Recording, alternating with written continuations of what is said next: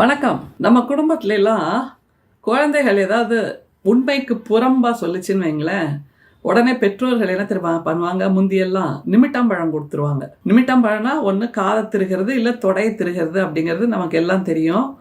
அந்த மாதிரி நிமிட்டாம்பழம் 2 பேருக்கு கொடுக்கணுங்க. அதுவும் அக்காவும் தம்பியா இருக்கிற 2 பேருக்கு. அந்த 2 பேர் யாரு? ஒரே கட்சியில் இருக்காங்க. அது முதல்ல நீங்கள் நினைவில் வச்சுக்கணும்.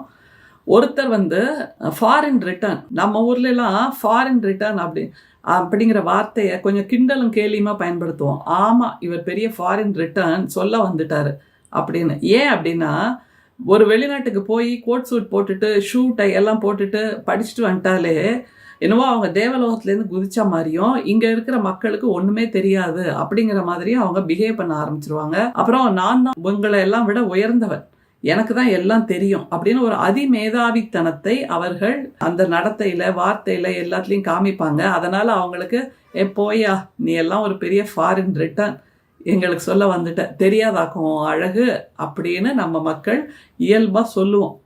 முகத்திலே எரிஞ்ச மாதிரி அந்த வார்த்தைகளை எல்லாம் சொல்லிடுவோம். இதுக்கு மேலே நீ கதை விடாத, எனக்கு தெரியும் உங்களை பற்றி அப்படிங்கிற விஷயத்தெல்லாம் வெட்ட வெளிச்சமாக பட்டவர்த்தனமாக சொல்கிறது தான் நம்மளோட வழக்கம். அதே மாதிரி தான் இப்போ பட்டவர்த்தனமாக சொல்லணும். யாருக்கு? அந்த தம்பிக்கு. எதுக்கு? அவர் ஃபாரின் ரிட்டர்ன் ஆங்க, அதுவும் லண்டன். நம்ம எல்லாம் ஆட்சி செய்தாங்கல்ல அந்த ஆங்கிலேயர்கள், அவர்கள் வசிக்கின்ற லண்டன், நம்மளை ஆட்சி செய்த ஒரு நாடு அப்படிங்கிற இதெல்லாம் இல்லாமல் லண்டனில் போய் படிச்சுட்டு வந்திருக்காருங்க எங்கள் தம்பி அப்படின்னு புகழ் பேசுகிறாங்க.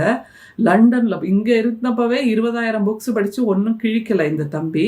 லண்டனில் போய் என்னத்தை படிச்சுட்டு வந்துட்டார்னா, வந்து இறங்கினதும் இல்லாமல் உடனடியாக தன்னோட அறியாமையை திரும்பவும் வெளிப்படுத்திட்டார். அதாவது இந்த மக்கள், நம்முடைய தமிழ்நாட்டு மக்கள், வேர்வை சிந்தி இங்கே உழைத்து கொண்டிருக்கின்ற அந்த எளிய மக்கள், இவர்களோடெல்லாம் நான் நிற்க மாட்டேன்.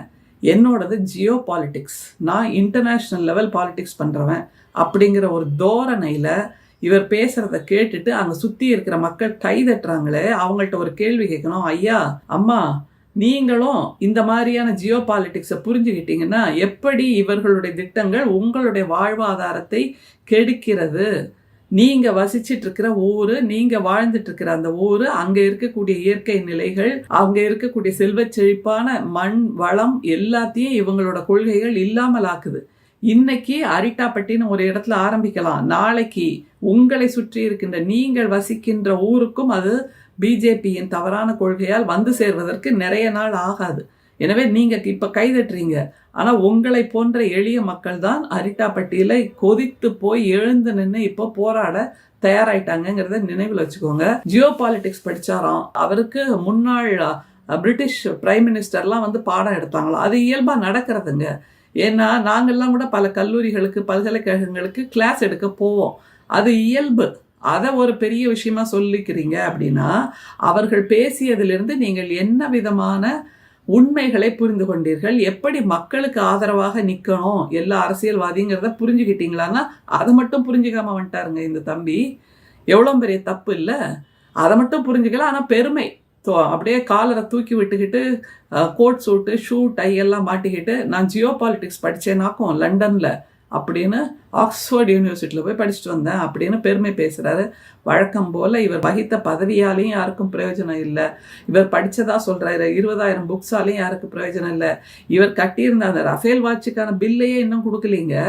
அப்புறம் இல்லை நீங்கள் மீதியெல்லாம் பேசணும். சரி, இப்போ தம்பி சொன்ன பொய்க்கு வரலாம்.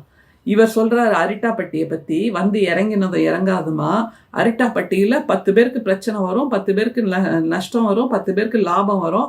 அதுக்காகவெல்லாம் நாங்கள் பொருளாதார திட்டங்களை விட்டு கொடுத்துட முடியாதுங்க. அந்த மக்கள் வெளியேறத்தான் வேணும். அங்கே நாங்கள் எங்களுடைய டங்ஸ்டன் சுரங்கத்தை அமைக்கத்தான் போகிறோம் அப்படிங்கிறாங்க.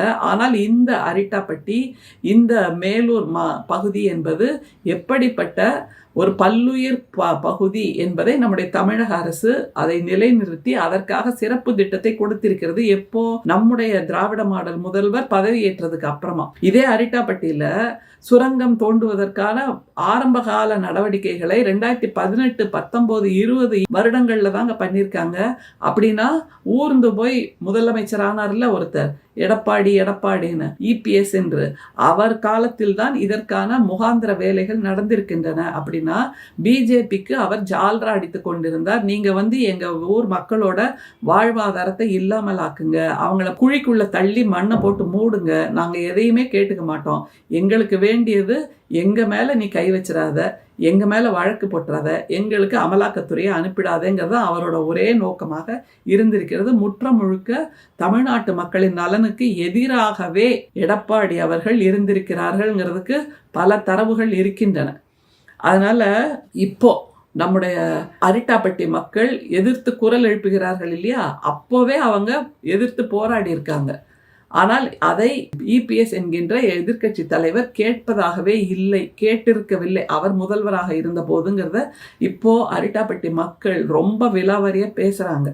சரி, இதுல தம்பிக்கு எந்த இடத்துல முரண்படுறார் அவர் அப்படிங்கிறச்ச இதை ஞாபகம் வச்சுக்கோங்க. கோயம்புத்தூர் அன்னூர் பகுதியில் ஒரு தொழில்பேட்டையை அமைக்க வேண்டும், அதற்காக நிலம் கையகப்படுத்துகிறோம் அப்படின்னு தமிழ்நாடு அரசு ஒரு திட்டத்தை கொண்டு வந்தது. அதுவும் அந்த நிலம் என்பது விளைச்சல் பூமி இல்லை, அது மக்களால் பயன்படுத்தாத எந்த விளைச்சலும் இல்லாத ஒரு கரம்பு நிலத்தை தான் நம்முடைய தமிழ்நாடு அரசு, நம்முடைய திராவிட மாடல் முதல்வர் கையகப்படுத்தி அங்கே ஒரு தொழில்பேட்டையை உருவாக்குகின்ற திட்டத்தை உருவாக்கி கொடுத்தார். உடனே இந்த தம்பி என்ன பண்ணாரு, அன்னூர்ல போய் நின்றுகிட்டு இங்கே 3000 குடும்பங்கள் இருக்கிறார்கள், இங்கே உள்ள மக்களுக்கு குலதெய்வம் இங்கே தான் இருக்கிறது, கோயில்கள் இருக்கின்றன, இவர்களுடைய வாழ்வாதாரம் பாதிக்கப்படும், இங்கேருந்து ஒரு பிடி மண்ணை எடுத்தால் கூட நான் இறங்கி போராடுவேன்னு வீரவசனம் பேசின அதே தம்பி இப்போ அரிட்டாப்பட்டி விஷயத்துல 10 பேருக்கு பிரச்சனை வந்தாலும் நாங்கள் அங்கே ஆரம்பிக்கத்தான் போகிறோம், உங்களோட குலதெய்வம் அங்கே இருந்தா என்ன, உங்க கோயில் அங்கே இருந்தா என்ன, உங்க விளைநிலம் அங்கே இருந்தா என்ன, அங்கே இயற்கை வளம் இருந்தா என்ன, பறவைகளின் சரணாலயம் இருந்தா என்ன, உங்களுடைய நிம்மதியான வாழ்க்கை அங்கே இருந்தா என்ன, எங்களுக்கு வேண்டியது உங்களுடைய நிம்மதியை குலைப்பது, அதனால் நாங்கள் செய்தே தீருவோம் அப்படின்னு பேசுறாருன்னா, நாக்கை புரட்டி புரட்டி புரட்டி பேசி தெருவுக்கு தெரு ஒரு விதமான கொள்கையை வைத்திருப்பது இந்த தம்பி அப்படிங்கிறத புரிஞ்சுக்கணும். ஜியோ பாலிடிக்ஸ் படிச்சேங்கிறாருல, இந்த ஜியோ பாலிடிக்ஸ்ங்கிறது என்னதுன்னா வேற ஒண்ணுமே இல்லை, international politics influence by geographical ஃபேக்டர்ஸ்ங்கிறது தான் அதோட அர்த்தம். அதை தவிர how geography affects its foreign economic and military strategies and policies, அதாவது ஒரு தேசத்தில் இருக்கக்கூடிய அந்த பூகோள சூழ்நிலையால் அதற்கேற்றாற்போல் பல திட்டங்களை வகுக்க வேண்டியிருப்பதால் அது பொருளாதாரத்தில் அல்லது அந்த ஊரின் வணிகத்தில், அந்த நாட்டின் வணிகத்தில், அந்த நாட்டின் இராணுவ படையில் எப்படிப்பட்ட மாற்றங்களை உருவாக்குகிறது, தாக்கங்களை உருவாக்குகிறதுங்கிறதான் ஜியோ பாலிட்டிக்ஸ் சொல்லி தருது.